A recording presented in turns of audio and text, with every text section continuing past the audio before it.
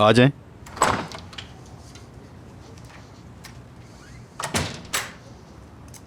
कैसा रहा? क्या कर सकती है वो? कुछ नहीं, कोई एजुकेशन ही नहीं और कोई एक्सपीरियंस भी नहीं।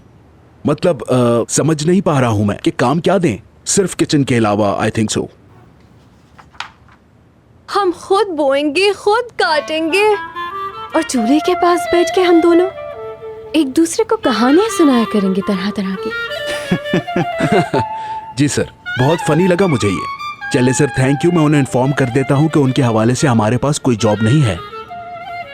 उनको बताइए कि उनको जॉब मिल गई है, वो अब से आपके असिस्टेंट का काम करेंगी।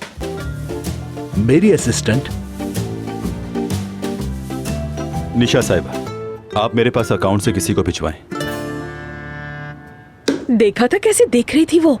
देखिए आलिया साहिबा, मैं आपको एक बात बताती हूँ, बिल्कुल सच सच। आपने उस लड़की को देखा? उसकी आंखें, उस पर मेकअप और उसके होंठ इतने खूबसूरत, मतलब मैं तो जल रही थी। चलेगी तो वो आयशा गुल मेरे बेटे की मोहब्बत में।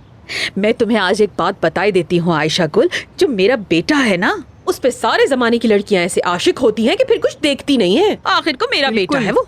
आई बहुत जल्द बहुत अच्छा वक्त आने वाला है। मेरी सारी दुआएं पूरी हो गई। जल्दी से उठ के मेरे लिए एक अच्छा सा कावा लेकर आओ, क्योंकि बहुत कुछ सोचना है। उठो जल्दी, कावा लाओ, कावा लाओ। बहुत सोचेंगे, हल निकालेंगे, शादी कराएंगे। मतलब तुम भी मेरी तरह डिप्रेस्ड हो?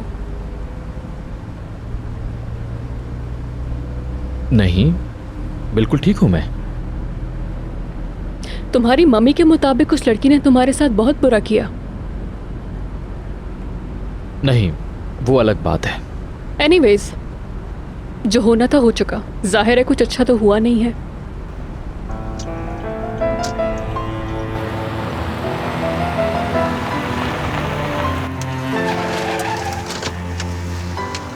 अमरीन साहिबा, आपने मुझे एक ड्राइवर की जॉब दी है या फिर बातें करने की जॉब दी है?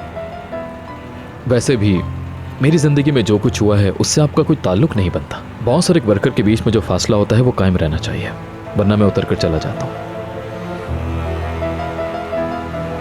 ठीक है, कुछ नहीं कहूंगी।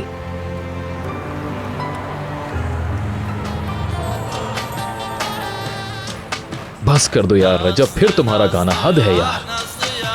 या अल्लाह, मुझे सब्र दे बस। मुझे माफ कीजिएगा, लेकिन इस शख्स की आवाज़ मुझे बिल्कुल पसंद नहीं। सही कह रहे हो, मेरा भी ये ख्याल है इस बारे में। बहुत बुरी आवाज़ है।